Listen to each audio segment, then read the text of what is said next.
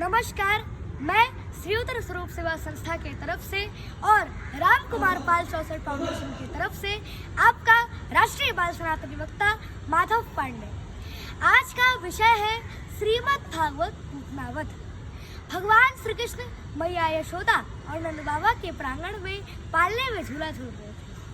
कंस ने भगवान को मारने के अनंत विधि रचा और पूतना को भी भगवान श्री कृष्ण को मारने के लिए भेजा।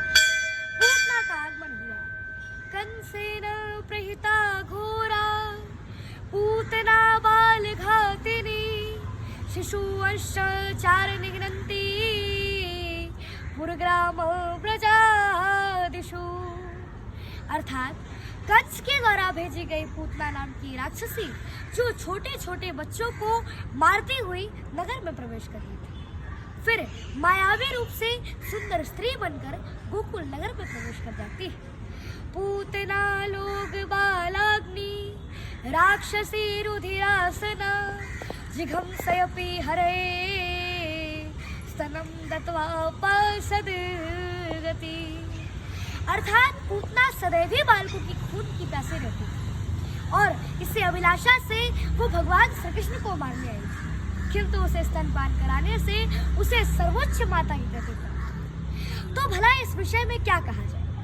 जब माता पूतना रति श्रृंगार करके भगवान श्री कृष्ण के पास पहुंचती है तो भगवान श्री कृष्ण अपने नयन को मूंद लेते हैं, अपने दोनों नेत्र बंद कर लेते हैं।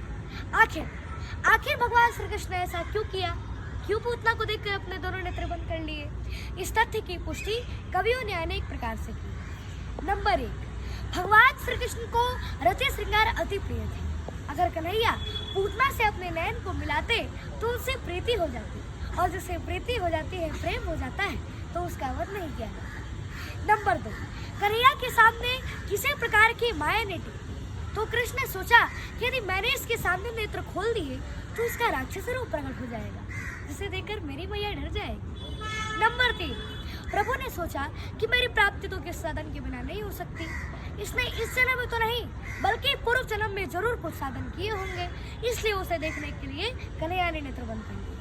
नंबर 4, कन्हैया ने सोचा कि मैं तो गोकुल में माखन मिश्री खाने आया था, परंतु आज तो छठवें दिन ही विष पीने का अवसर आ गया, और विष पीने का अभ्यास मेरा नहीं बल्कि भगवान शिव का है, इसलिए भगवान शिव का ध्यान करने के लिए कन्हैया ने नेत्र बंद कर लिया कि प्रभु आप आइए, हर विष पी लीजिए, बाद में बचा हुआ दूध मैं पी लूंगा। नंबर 5, भगवान विराट स्वरूप श्री कृष्ण के दाया नेत्र सूर्य और बाया नेत्र चांद।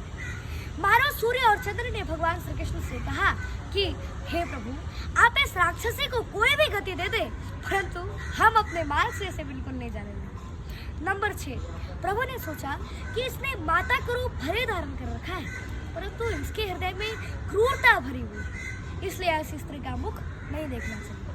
पूतना ने भगवान श्री कृष्ण के मुख में विष मिश्रित स्तन को डाल दिया। भगवान श्री कृष्ण दूध पीने के साथ साथ उसके प्राण भी हरने लगे। पूतना वहां से भागी और राक्षसी रूप में प्रकट हो गई और कहने लगी कि सामंच मंचाल मिते प्रभाषिणे निष्पिड़ यवाना खेल जीव मर्मणि वृत्तेत्य नेत्रे चरणों भुजो मुहुर प्रसवन्न गात्रा क्षिपते रुणोढ़। अर्थात बाल संहिता में ऐसा उपाख्यान आता है कि जब बालकों को पूतना नाम का ग्रह लग जाता है तो बालकम मुंचु मुंचु पूतने, तो इस मंत्र से झाड़ा लगाया जाता है, परंतु आज तो पूतना को एक बालक लग गया, इसलिए वह कहती है कि मुंचु मुंचु कन्हैया छोड़ दो। कन्हैया ने कहा कि मौसी, हम जिसे पकड़ते उसे छोड़ते नहीं है। इस प्रकार पूतना मृत्यु गति को प्राप्त हुआ। पूतना का शरीर बहुत बड़ा था, जहाँ उसकी अलके गिरी वह अलीगढ़ हो गया, जहाँ उसका गला गिरा वह आगरा हो गया, जहाँ उसका हाथ गिरा वह हाथरस हो गया।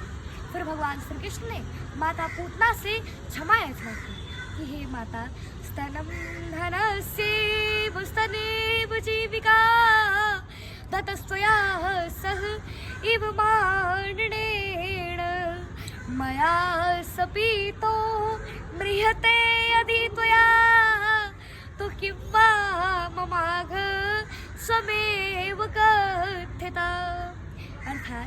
हे माता, मैं तो एक दुधमुखा बच्चा हूँ, मेरा दूध ही आ रहा है और तूने मेरे मुख में विष मिश्रित स्तन को डाल दिया और मेरे दूध पीने से तू मृत्यु गति को प्राप्त होती हो, तो इसमें मेरा क्या दोष है?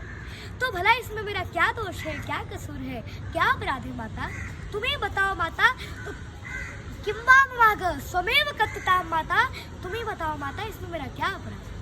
और इतना ही नहीं, बल्कि भगवान श्री कृष्ण ने माता पूतना को धात्र्युच्युताम गतिम लेभे, माता की गति प्रदान कर दी कि अहो बकीयम स्तनकालकूटम जिघांसयापा ययदा विसाध्वी लेभे गतिं धात्र्युच्युतां ततोऽन्यं तो किं वा दयालुं शरणं व्रजेम।